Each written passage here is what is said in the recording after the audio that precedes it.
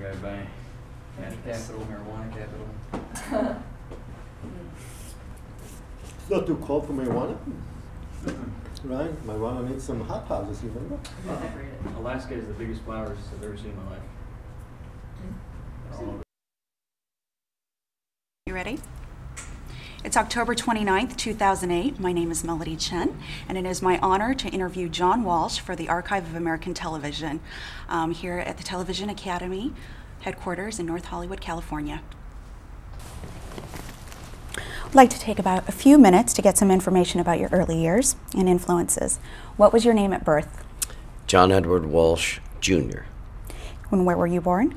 In Auburn, New York. When? December 26, 1945. And where did you grow up? I grew up in Auburn, New York. What was your father's name? My father's name was John Edward Walsh, Sr. And what did he do? He owned a cash register business and sold business equipment and cash registers. What was your mother's name and what did she do? My mother's name was Mary Jean Callahan, and she was a homemaker. Do you have any siblings? I do have siblings. I have a sister, Jane, a younger sister, Jane. I have two younger brothers, Jim and Joseph. What television shows did you watch growing up? Wow. I think all the standard shows, a lot of news. My father was very interested in the news, and we loved sporting events. And I remember watching Friday night boxing. Huge component of our family was sports. So we watched a lot of sports on television. I remember watching Howdy Doody as a little boy, and things like that. Yeah. What did you want to be when you grew up? Well, I wound up being in the hotel business, and I think, like lots of kids, I wasn't sure what I wanted to be until I got into high school and college, and I studied to be a writer. I wanted to be a writer, and but life takes you in the strangest ways, and I wound up being in the hotel building business and doing marketing, and I was a partner with three other men. We had our own company, very successful at an early age, and we were building a $26 million hotel on Paradise Island in the Bahamas when my son Adam was kidnapped in 1981. So I studied writing and English and history in college. What college was that? I went to University of Buffalo, and then I was offered a job in the strangest ways. Life takes you in the strangest ways. When I was a beach boy in Miami Beach, I saved the life of a hotel executive's son. His son was drowning on the beach. I saved the boy's life, and his father offered me a job and in the hotel business and the marketing end of it, and wound up being a partner in my own company.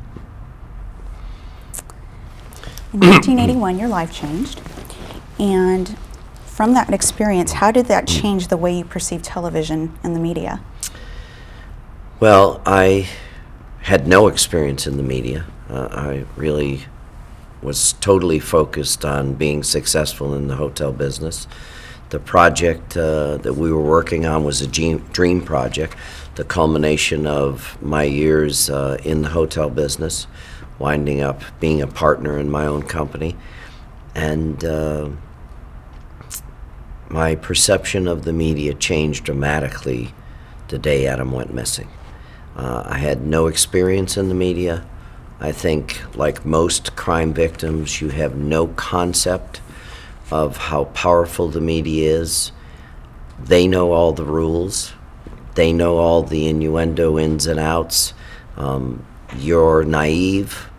You've never had exposure. You've never had a camera shoved in your face. Most people have never been questioned by reporters or field reporters, certainly not in 1981.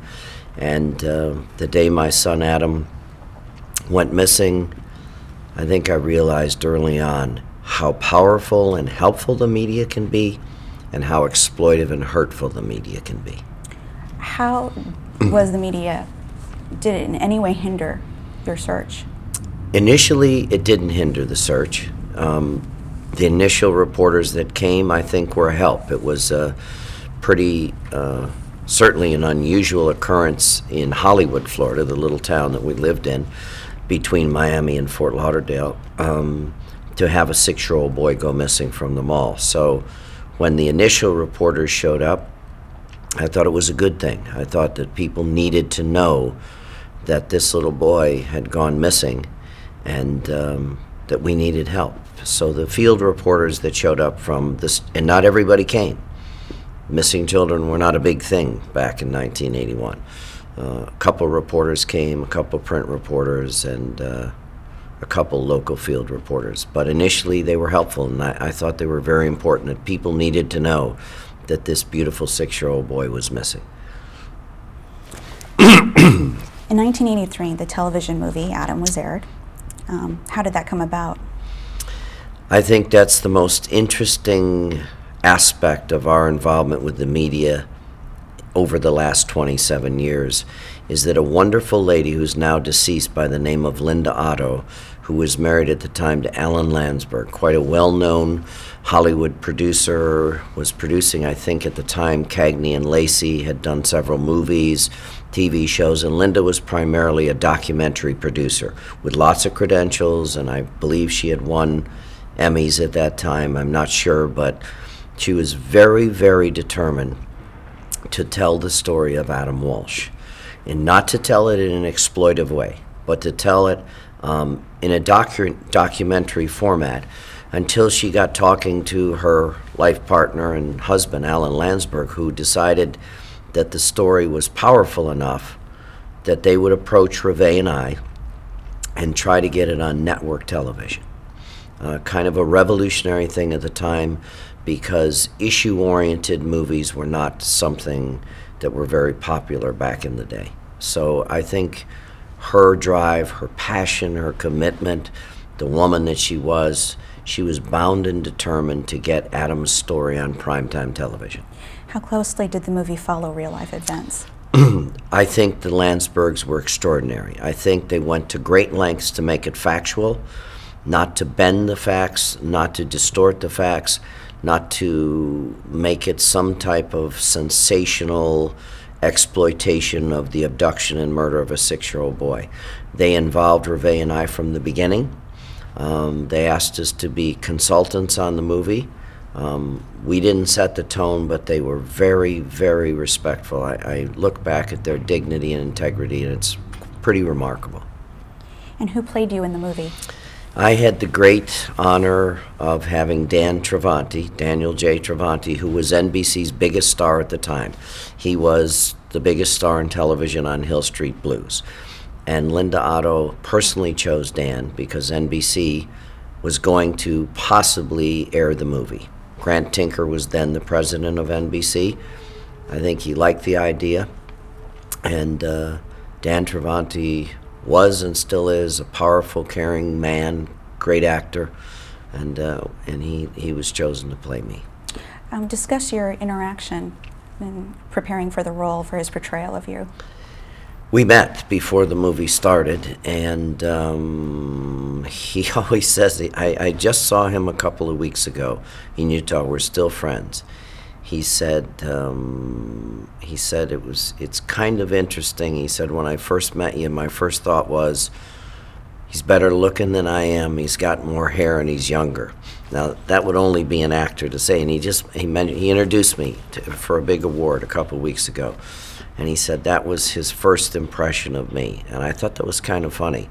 And my first impression of him was that he was very serious and very compassionate and very un-Hollywood. Because when you've never been in the media, you think that everybody is some type of stuck-up, arrogant actor.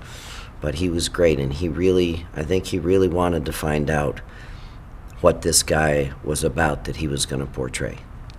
What was your reaction to seeing the movie? Well, I went through the torture and watched the hard work of the movie being made and how much the Landsbergs put into it emotionally, how much Jo Beth Williams, who played Reve, who was a big movie star, still is, kind of an unusual cast. how hard they worked and how hard the scenes were for them, how tough it was for Dan. I remember the day that he portrayed me, the day that I found out the news about Adam, what a stressful, tough day that was for him, how distraught and emotionally drained he was that day. I watched Jo Beth Williams go through lots of emotional roller coaster playing Reveille and trying to accurately portray the mother of a missing child and a horribly murdered child. So I thought the movie was gonna be powerful. I thought it would probably make people uncomfortable.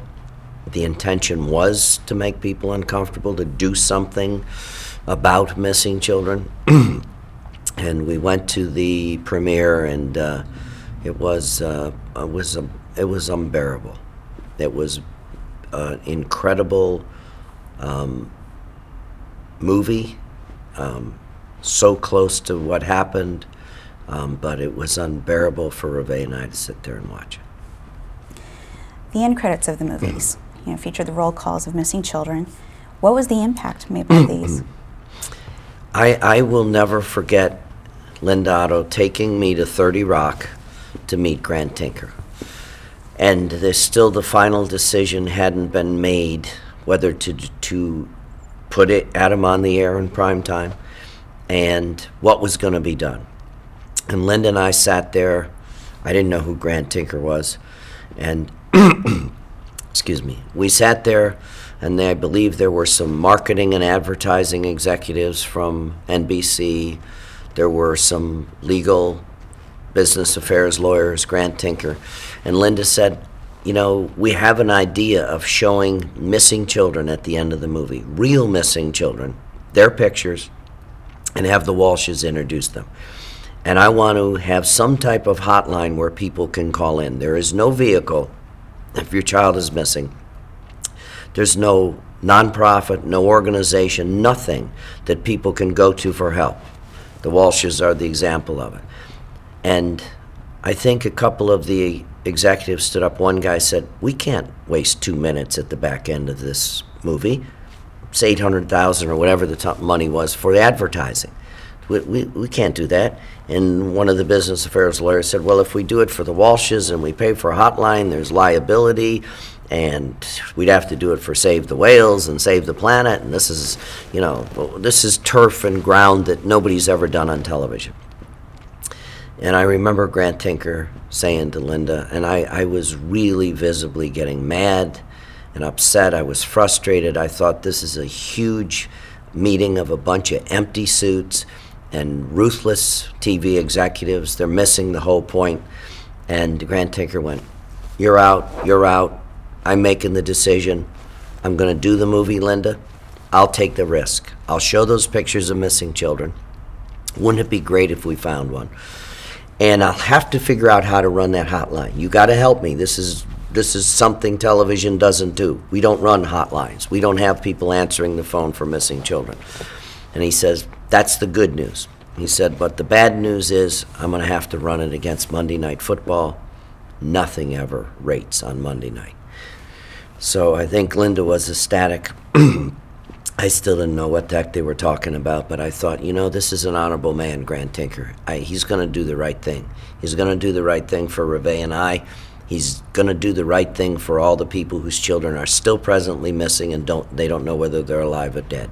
And Linda was the driving force behind that, Linda Otto. God bless her. What was the sequel, Adam, His Song Continues, about?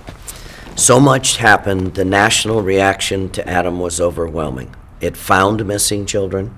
The state of Florida agreed to set up a hotline in Washington at the premiere. The FBI participated. Our home state, Florida Department of Law Enforcement, helped do it. It was unprecedented. It was federal and state and local police agencies working together under the auspices of a TV movie. So it found missing children. And it was critically acclaimed. People could not say enough about Dan Travanti. He was nominated for an Emmy, and rightfully so. And the movie was nominated for an Emmy. And it just changed so many things. I think it changed the face of America in the way that people looked at missing children. And they got by the nightmare and the horror of what happened to Adam they got attached to the fact that so much needed to be done. So much happened after the movie. It was such a catalyst, and we started the National Center for Missing and Exploited Children. President Reagan had Linda Otto at the White House. They showed huge pictures of missing children and signatures. Linda spoke, I spoke. President Reagan wanted to make it a big thing. And the Landsbergs and NBC decided this story only started with Adam, and there's so much more to tell, and that's where the sequel came. And it told the story of what had happened after the movie Adam and after Adam's memory had, people I thought Adam's memory was going to fade, but just the contrary happened. And the movie was about all the things that we were trying to do and happened. Well, since Adam's death, you and your wife have become active in passing legislation. What were some of the fruits of your labor? Well, the first, I think, incredible fruit of our labor, was when President Reagan signed the Missing Children's Bill. He signed it in the Rose Garden. He wanted to sign it in the Rose Garden. It had been a huge battle. Linda Otto had helped me with that battle. She had gotten other people in the media like Good Morning America in 2020 to cover our battle. The FBI vehemently opposed the Missing Children's Bill. So did the Justice Department. They had hearings. It was in the New York Times that a quote from the Justice Department that the couple in Florida can pound salt. There never will be a Missing Children's Bill. It will never be mandated that the FBI has to get involved in cases of missing children and put them into their big crime information computer. But that did happen, and President Reagan signed that in the Rose Garden, and we were blessed to have Megan, our beautiful daughter, who was born, I believe she was about a year old, in the Rose Garden. And that was the start. I got to be friends with President Reagan. Missing Children's Bill passed. The FBI changed their attitude. President Reagan went on to help us with the Missing Children's Assistance Bill in 1984, which created the National Center for Missing and Exploited Children, which now runs the nationwide hotline. It's the cyber crime tip line, the child pornography tip line. Has, beyond my wildest beliefs and my wife's, has FBI agents, Secret Service, postal inspectors, customs working on the 4th floor in the Innocent Images program. And we went on from there on many pieces of legislation. I've been in every single state multiple times, testified before almost every state legislature. I don't know how many appearances before Congress, and all of that culminated by the passage of the Adam Walsh Act 2 years ago, which created a national sex offender registry. 650,000 sex offenders in this country. The most violent are the level 3, 100,000 of those at large, in violation of their parole or probation. This law changed the whole way America did with convicted violent sex offenders. Not the guy who peed at Mardi Gras, not the 17-year-old boy that had sex with his 15-year-old girl, consensual sex, or girlfriend. The people that hurt and rape women and hurt children. So all that legislative journey culminated with President Bush on the 25th anniversary of the worst day of our lives, the abduction of Adam, turned it into a very positive day by Congress and the President signing and being in that Rose Garden on the 25th anniversary of Adam's abduction and murder. Now, before we talk about America's Most Wanted, you're credited with a few other television appearances or critically acclaimed television appearances such as Special Bulletin and guesting on the series The Waltons. And obviously there's a big comfort level with the camera. Have you always been comfortable in front of the camera? I didn't know anything about television. I think I know a lot more, but I was a pretty successful businessman. and had a lot of discipline from my father, was a great role model. And to me, I've always looked at it as a job, and you show up ready for game day, and you show up and do the best job you can, and stay focused and stay centered. And I don't know if I was camera ready, but I've had a lot of wonderful experiences, and I certainly hated the media for a long time because of the exploitive nature and the things that were said and weren't done when Adam was missing or after Adam. But I also knew the media was a huge, huge, powerful tool. So I think it's kind of, life takes you in the strangest ways. And as much as I battled the media, I figured out, or I thought I figured out, that one of the ways to accomplish something was to join the media. So, but it came in the most serendipitous way. I never had any experience. Well, how were you approached for America's Most Wanted? Michael Linder, the first executive producer of the show, and a Tom Hurwitz, who was Rupert Murdoch and Fox's lobbyist on Capitol Hill and ran one of Rupert's first stations, WTTG, had been mulling over the idea to make a television show modeled after Crime Watch UK, which has been on in the United Kingdom for about 40 years, I think. Produced by the BBC in partnership with Scotland Yard, hunting down dangerous, dangerous fugitives with recreations. And Michael Linder and Tom Hurwitz approached me, and Tom Hurwitz said, we have screen-tested actors, I think Treat Williams and other people, and you're the guy we want to host the show. And I said, I'm really not interested. I'm trying to change legislation. I'm going all over.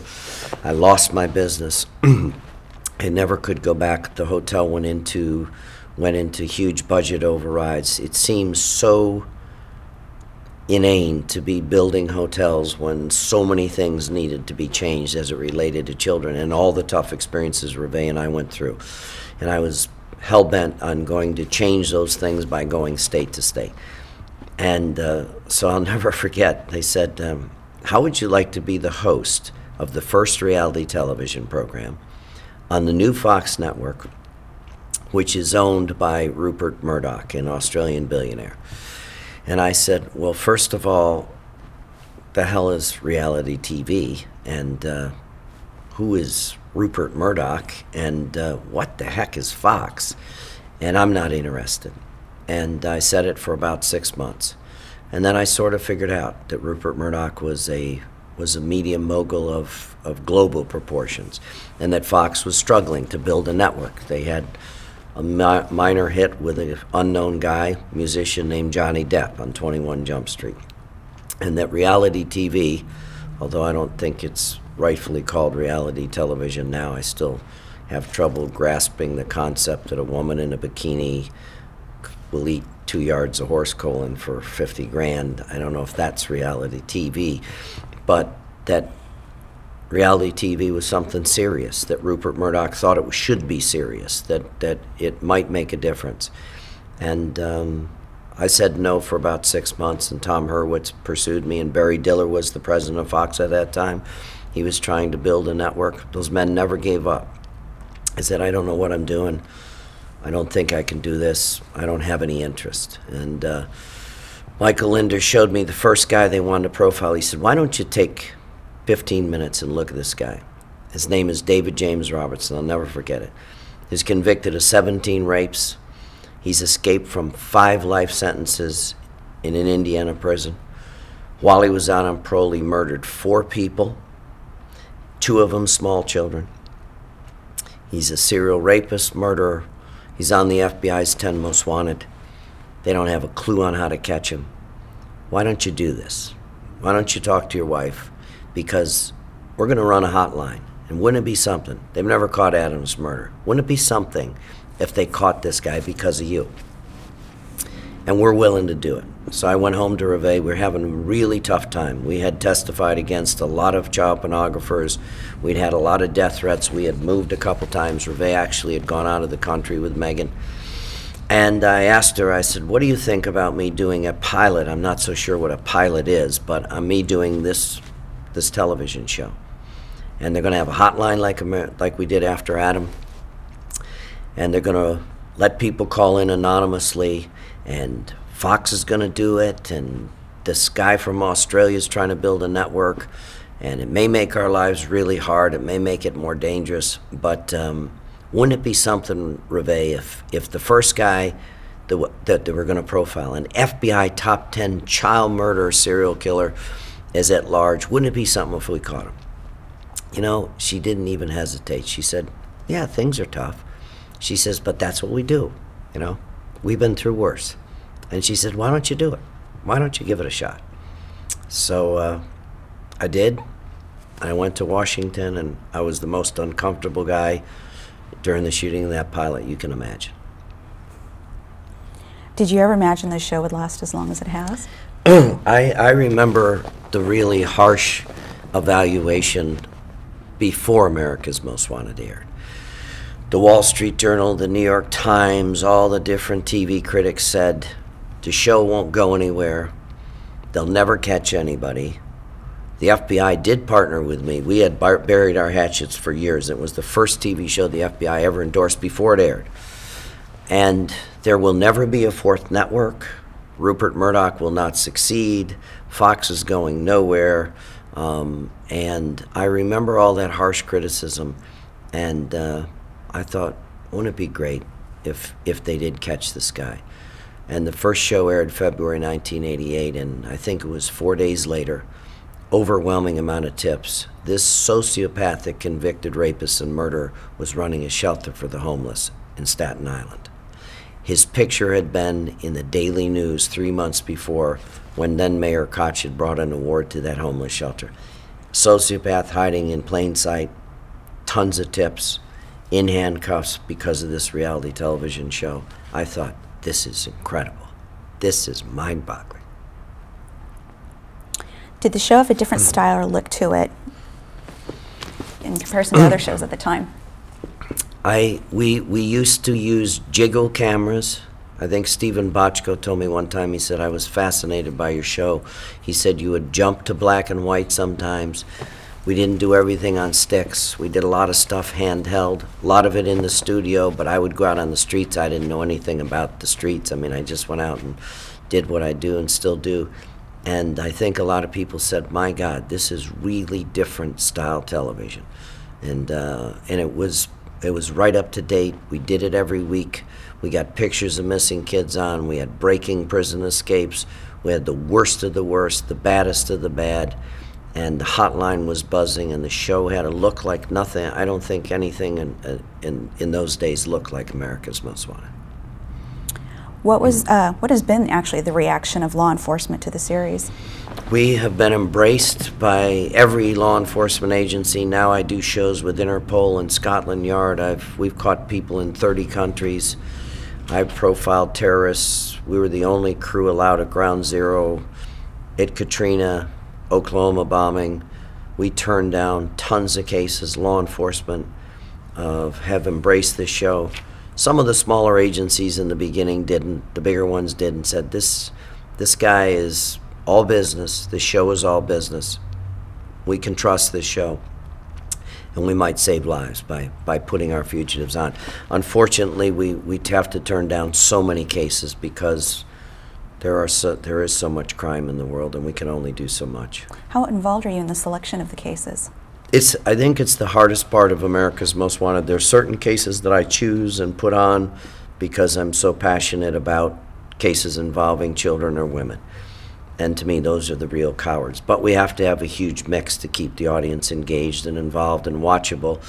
And we turn down lots of people. We do it inside. We try to cross our T's, dot our I's. My policy from the beginning is we never do a case that a victim didn't want us to do. We never show the face of a molested or abused or raped child or the name, if particularly children. If the woman doesn't want her face on there, we'll respect that. I really believed we could deliver a product with integrity and dignity, not have to cross any boundaries and violate anybody's rights, the fugitives or the victims. And it is the toughest process is to say no. I've been there begging somebody to do something. I've walked in the shoes of people whose loved ones have been murdered. I think the hardest thing is that every week Sometimes every day we have to say we can't do it. There's not enough. We don't have a picture. It's the hardest part. Approximately how many of those requests are received each week? Well, now our web is, I think, is always in the top 5 of the most popular television show websites in the world. So now the web has created a huge dimension and an outlet for victims to contact us. We used to just turn down police agencies, hundreds in a month's time. Now there's so much, we're in such of an interactive world that so many of the requests come over the website. So what is that website called? amw.com. And we have millions of hits on a monthly basis. It's the web, and we've caught over 25 fugitives from our website alone, 2 off of the FBI's 10 Most Wanted. The world has become, our audience and the scope of America's Most Wanted has truly become a kind of a global phenomenon. Has the show ever offered a reward for tips? We don't offer rewards. From the beginning, I said, this is not the business we want to be into. Then it's a reality game show. But we have offered rewards if they're offered by someone else. For example, Osama bin Laden. I profiled him in '93 after the trade towers went down, and the Justice Department had a $10 million reward at the time. We will mention rewards that are offered by different agencies like the Marshals or the FBI, but rewards are not a huge component of the show. We barely ever mention them. I never thought that rewards would be a huge integral part of the show. I always believed that people would do the right thing, that the average citizen would have the guts to make that call if they could remain anonymous. And it has proven to be, we've caught 1,039 dangerous fugitives worldwide because somebody somewhere said, I need to do the right thing. I need to make that call. How are the calls received? We have our own trained hotline operators. We never trace or tap calls. That's always been the rule. Even agencies have tried to subpoena our phone records. I believe, and we never buckle on that. Cops come the night of the show that airs. They're there in the studio, but our trained hotline operators keep that bond of trust between myself and the public. If you want to call and remain anonymous, if you're afraid, if you're scared, if it's a relative, if you are afraid of retribution, you don't want to be in the criminal justice system, you don't want to be a witness, if you're an illegal alien and you're doing the right thing, nobody's going to knock on your door and come and get you. You give us the tip. Hotline operators disseminate the tips to the cops that are there. There's always FBI agent, U.S. Marshals are a huge component of the show. The local cops are there. The tips are disseminated, and things start happening as soon as the show starts to air. How's the format changed of the show throughout the years? The format has changed a lot. I mean, we've stayed true to, I believe that philosophy, it's not broke, don't fix it. I think our recreations have gotten a lot better. We put way more guys than we ever dreamed on. The needs are pressing. We put people on for 15 seconds. We have a 15 seconds of shame. Have some good field correspondents that now reach out and go all over the world. It's edgier. There's a lot more going on. It's busier. It certainly looks a lot different, but the mission and the format of the show is still pretty much the same. What is the Street Smart segment? Street Smarts, we have a couple components of the show that I'm pretty proud. Is our safety center where people can contact us over the web or by the hotline to get good advice of what to do in tough situations. Street Smarts teaches people the right way to deal with things, exploitation of your children, things that might occur to you as an adult. And we also have a part of the show that we have voting for the #1 first responder every year, the All-Star responder, America's Most Wanted All-Star. Could be a paramedic, a firefighter, a cop, and every year we give them an award. So there's a couple aspects of the show that have not that much to do with catching fugitives, but about making people safer and honoring and acknowledging the people who put their lives on the line to make us safer. What about the Fighting Back segment? Well, I think fighting back is when victims do what Reve and I tried to do and not spiral down into the hell of your victimization. Lots of people have been crime victims, result to alcohol or drugs or suicide, or changes their lives forever. And we try to give people a way to fight back for their loved ones. If it's a cold case, there isn't that much attention to it, they're going nowhere. We have come over the years, and many people say it, we are the court of last resort. Fighting back, we give people a chance to maybe do something about their case that isn't being done. What are the missing child alerts? Missing child alerts are crucial. You know, for years, it took almost 6 years to get the Amber Alerts to be a nationwide program. I testified on behalf of that law endlessly, and the component of the show that I think is really important is when a child goes missing, we will put that child's face, much like a national Amber Alert. We are a primetime Amber Alert. So we'll put those missing children on the show and give people a way to call up and hopefully bring them back alive. Has there ever been a case where America's Most Wanted wasn't welcome because of adverse publicity? I think that we're embraced by the public, 99% of the public. Probably the fugitives certainly hate us and hate me. There's some law enforcement agencies that may be small or rural, and they're afraid of the media, and they've had a bad experience with a local anchor or a newspaper that's burned them or written something negative about them. Every now and then we'll run into a case where they'll say, well, you're just another TV show. But by and large, law enforcement, even to each other, will say, no, you don't know John Walsh. You don't know America's Most Wanted. They're different. They're not the mainstream media. They're on the side of the people. They're on the side of the victims. They're on our side. My job isn't to go for some type of ratings grab by exposing some cop or some DA or some judge that's made mistakes. Outside of my private life, I can do that. I know that happens. But on the show, it's a partnership between law enforcement and the public.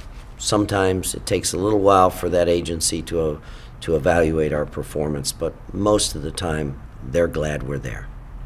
So what's a typical work week like for you on America's Most Wanted? Tough, pretty intensive. I've been traveling. It's our 21st year. We are, I think, the only primetime show that does some years 44 episodes, some 46. I think in the last 4 or 5 weeks, I've probably been in 10 states, met with 4 or 5 governors and different AGs on my own agenda, particularly about DNA collection and National DNA Database, shoot segments of the show. This week we'll shoot nonstop for 3 or 4 days, nights, days, whatever it takes. Then everybody puts the show together on Friday, posts it, it airs on Saturday. I think that's why it works, because we are so right to the edge. Who are some of the producers that you've had on the show, and what have been their contribution? Oh gosh, we've had some of the staff that have been there and worked with me over the years are still there. Tony Zanilotti has been the director of this show since the beginning. Lance Heflin's been the EP for, I think, 18 or 17 years. There is a long list of people that have worked on the show. I think that someone in the industry told me that more than 50 people that have worked as directors or producers of recreations or news segments have gone on to EP, there are other shows or work in other areas. I think we're like the college for fledgling directors, producers, writers. It's a pretty intense experience to work for America's Most Wanted. Well, the show's known for its reenactments. Are there rules in the creation of them? The majority of the reenactments are to stay as absolutely factual to what happened. Most of the time we go where the crime happened, cast local, after actors.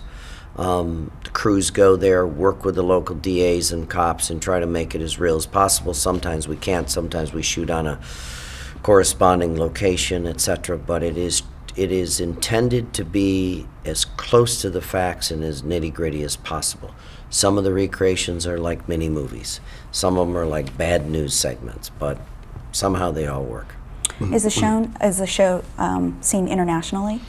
Oh, the show is seen, I think, in about 40 countries. It's hugely popular in some countries. Sometimes it's a week later, sometimes it's the week of.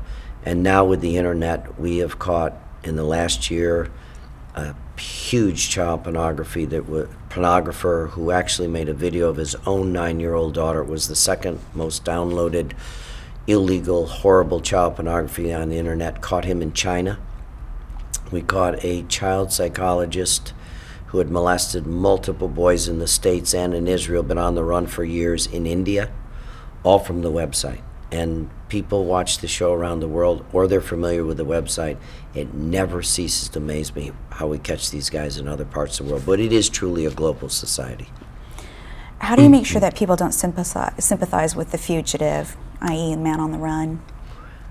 When you get to America's Most Wanted, you're the worst of the worst. We usually do the worst of the worst.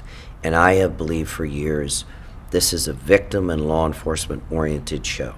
It is not about giving these creeps, these low-life cowards, their 15 minutes of fame. Absolutely not. We portray it, what they did, how they destroyed somebody's lives, why they're wanted, why they're on the run, their choice. The object is to get them back into the criminal justice system. Then 12 honest men and women who didn't see the show that week, I wish everybody watched it, will give that person a fair trial. They chose to run. Most of the time they destroyed lives. Most of them are cowards and creeps. And to get on America's Most Wanted, you got to be a pretty bad person. So I don't believe, and I really find fault with lots of other outlets in the media that glamorize the exploitation of children. There's nothing glamorous about hurting or raping a child or a woman, or terrifying somebody and robbing a bank or carjacking somebody. There's nothing cool about being a serial killer or a serial rapist. I never give them their 15 seconds of fame. How did the show change when it went from 30 minutes to 60 minutes? The show was so successful, Barry Diller said, "Can you push it to an hour?" It was hard. I thought it initially would slow the show down. It gave us a chance to do more elaborate recreations, put more people in, more missing children, deal with other issues, safety segments, etc. The show really evolved, and we do a lot of business in 1 hour. Okay, talk a little about the impact of the show. How has the show served as a platform in informing the public, specifically children who may be watching? I think the show is tough to watch, and I really think that people need to think about what age that they're allowing their children to watch, because it is all business. But the intention of the show is also to educate. I look back, Reve and I, how naive we were 27 years ago about the people that were out there, about the exploitation of children, the level of violence in this country, the incredible impact crime has on millions of Americans every year, the amount of homicides. And I really have learned over the years that knowledge is power. And apart from the business side of the show, which is all about catching the creep after he's destroyed somebody's life, is to let people know, here are some good, solid tips, especially children. Here's how you don't become a victim. Here's how you reduce the odds of being exploited on the internet or on your way to and from school, or if you're a woman coming out of the parking lot late at night. Here's some solid information, because I really, really have learned over the years, knowledge is power. What was the fastest capture after profiling a case? Gosh, I think every couple years it changes, but I think people have been caught within the first 10 minutes of the show when they've aired their cases. I think there's been several incidents of that, where someone has called and said, "Oh my God, that guy's in the apartment next to me," or "He's in this homeless shelter," or "He's down the street," or whatever. We've had, I think, there have been several within the first 15 or 10 minutes of the show airing. America's Most Wanted has its list of the Dirty Dozen. How is this list made up? That's me. The FBI has their 10 most wanted. The marshals have their 15 most wanted. U.S. Customs has their 10 most wanted. Every state has their 10 or 15 most wanted. I pick the worst of the worst every year. Most of them are horrible, horrible people who've gotten away with crimes against women or children. So I pick my 10 most wanted, or my Dirty Dozen. It varies on the year. And those are the guys I want to see caught the most. Has there ever been racial issues regarding the frequency of minority fugitives profiled? You know, I really think from day one America's Most Wanted has been colorblind. That's the way it should be and the way it always has been. You only one criteria to get on America's Most Wanted. You have to do something terrible, and you have to choose to be a fugitive. I don't really think it's ever been an issue. I think our intention is, whether you're a missing child, you're a horrible fugitive, you're going to go be on America's Most Wanted. How do you keep the show from becoming a tabloid show? I think the intention, my intention, was always not to be exploitive. I suffered that. When Adam was missing, I heard and saw things in the media that I knew were not true, that were speculative and hurtful. I think we've been able to stay to the mission. We're all business. It's a pretty simple, clear mission. The simple, clear mission is these people chose to be fugitives. They need to be brought back to justice, not only for the victims. It's kind of a public safety issue. When you catch a serial killer or you catch a serial child molester, you probably have stopped them forever. You probably stopped them from hurting somebody else. Are there any unsolved cases that you have kept returning to? I have gone back to so many cases. Ira Einhorn is solved, but I never gave up for 10 years. I really believe in the bottom of my heart, and that has been proven by this show. Justice delayed is not justice denied. So I've gone back and revisited some cases 10, 15 times.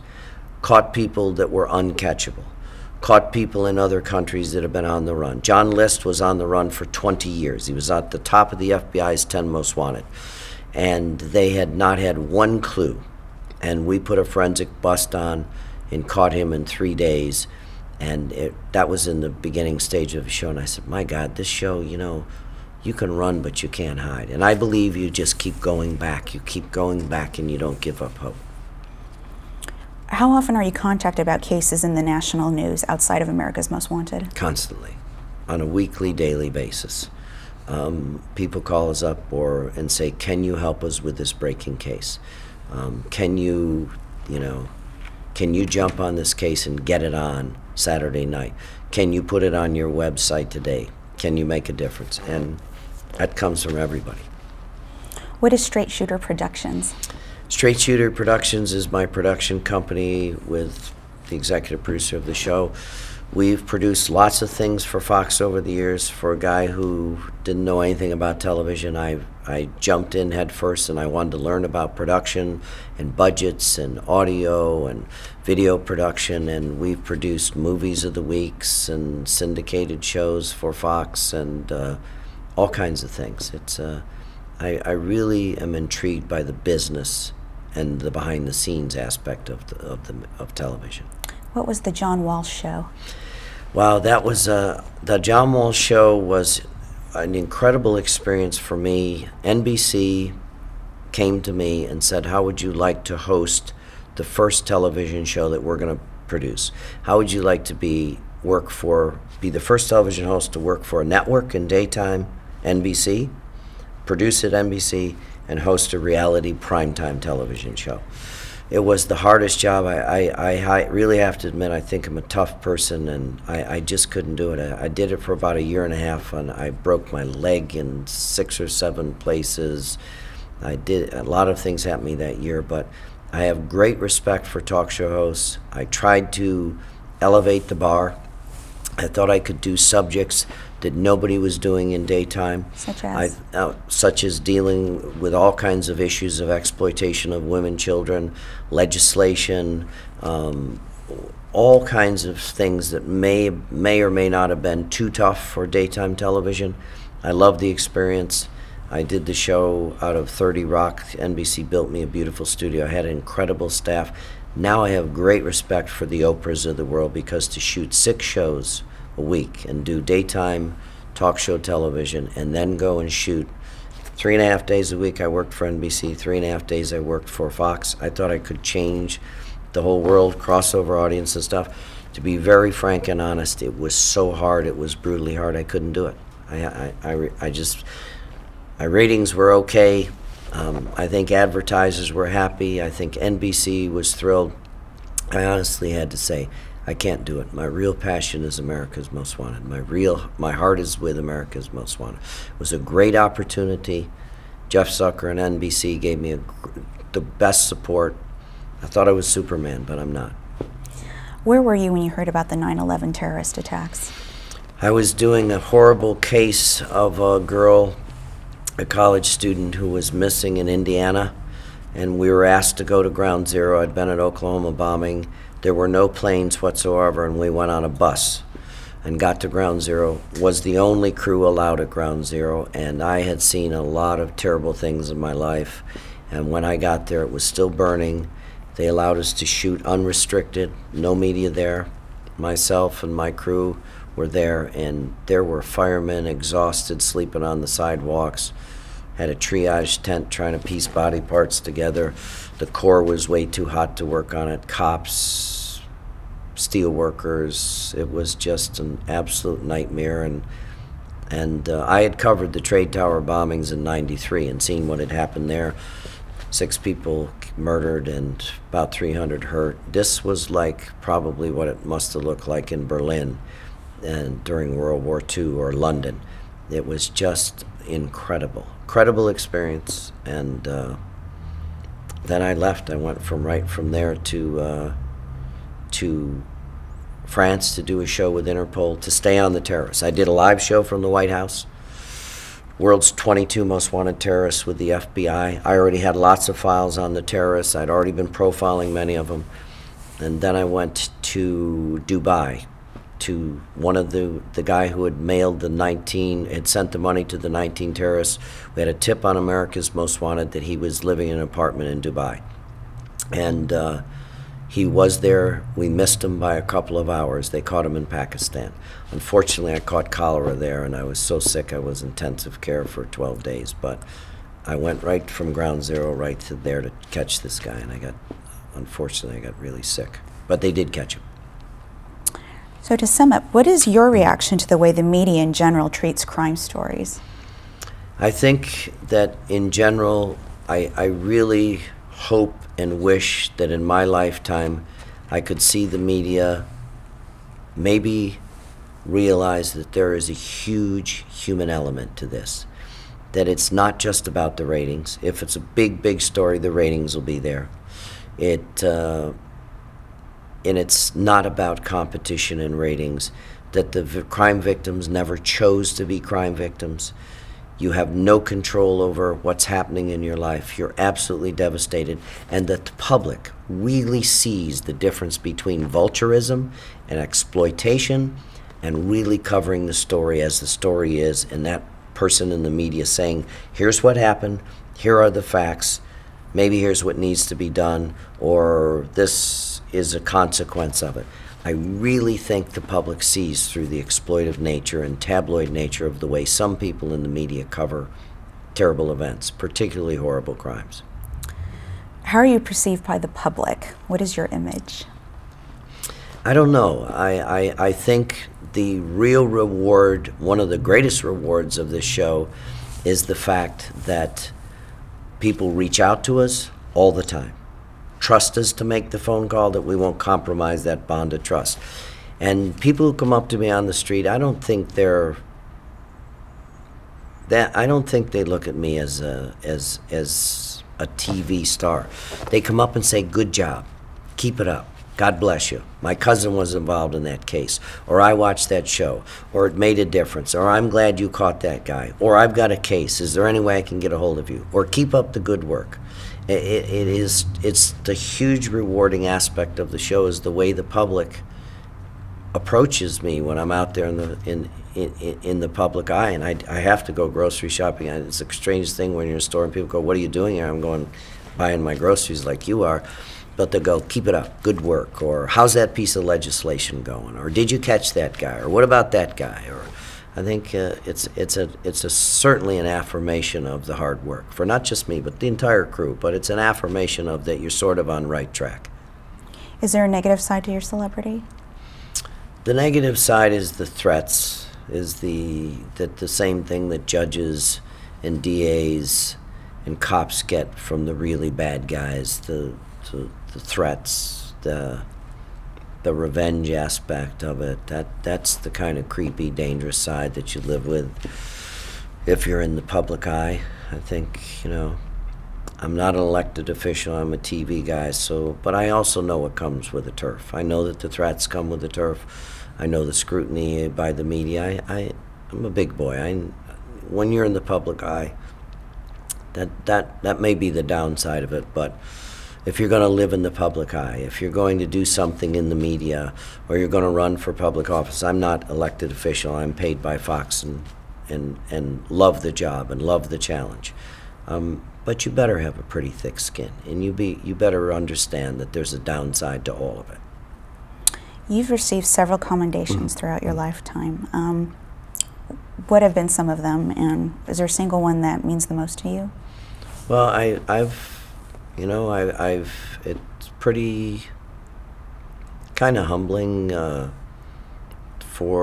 been honored by 4 presidents in the Rose Garden. That's a pretty awesome thing when you go there with your family. And I've received a lot of different awards. I am a sworn U.S. Marshal, which I think is a real honor. Not that I go out and arrest anybody myself, but I think the proudest award I've ever received was National Father of the Year. I had a great father. I named Adam after him. His name was Adam. So his nickname. So my 2 Adams are somewhere else. I always wanted to be a parent. We've had 3 children since Adam was murdered. 3 beautiful, gorgeous, wonderful children. So that was a real honor. What are your current projects? Right now I'm working very, very hard, and I hope in my lifetime I see that we have a national DNA database, that every convicted felon DNA is taken and put in a national DNA database that the FBI monitors. They have one called CODIS, but many states don't do it. That everyone arrested for a felony has their DNA collected and put in that database. As we speak, Los Angeles has problems. Many, many states have problems testing rape kits. I think it sends a terrible message to our women and children that we don't respect them enough to at least test their rape kit or take the DNA of the person who hurt them and to put it into a national DNA database. When we first did it in the state of Florida, it solved 88 sex crimes the first 6 months. 11 innocent people got out of jail. The DNA cleared 11 innocent people that were in jail, either convicted of rape or child molestation. It will solve thousands of crimes.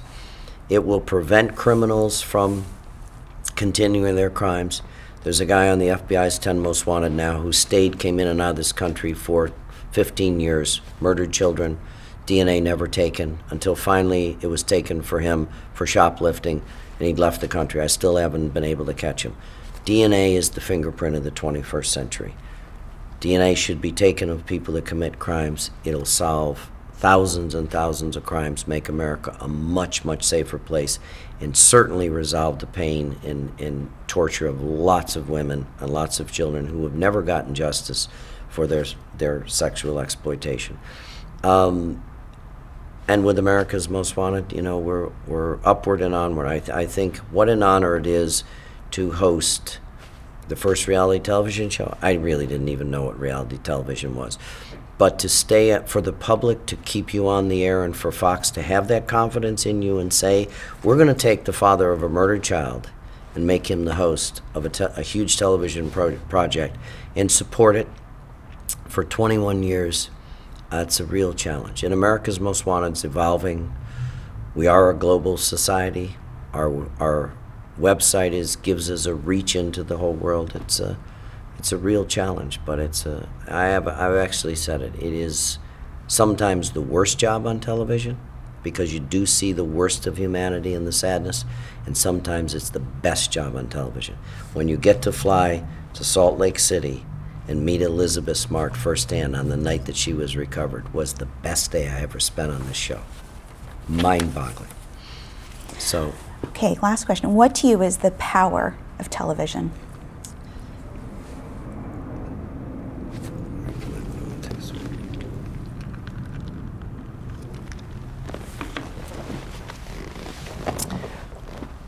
I think that people that watch television and people that make television probably don't have any concept of how powerful television is. I think there's a huge responsibility of what you put on television because it shapes young minds, it changes all kinds of perception of things. And I really thought from day one that, and I've learned it firsthand, can you be successful on television? Can you make money? Can you get ratings and provide a public service? Can you get all that benefit? I think America's Most Wanted has proved you can do that. Can you get ratings? We have great ratings. Can you make money? I know Fox has made money from this television show. It's successful. Ratings, money. Can you provide a public service? Can you do something for society? Can you, pretty haughty to say, save a life?